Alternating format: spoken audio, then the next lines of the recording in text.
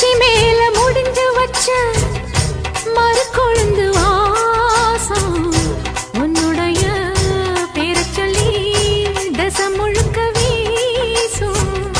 பல்லு மேல செதுக்கு வச்ச கவிதை இந்த நேசம் இப்பிறப்பும் எப்பிறப்பும் தொடரும் இந்த பாசம். சோறும் குடிநீரும் வேணாம் மாமா உன்னை பார்த்தாலே ஆறும் பசியாரும் தானாச மொழி கேட்டாலே உன்னை பிரிஞ்சிருக்க தன்னந்தனிச்சிருக்க அம்மம்மாடி அப்பப்படி என் மனசு ஒத்துக்காது.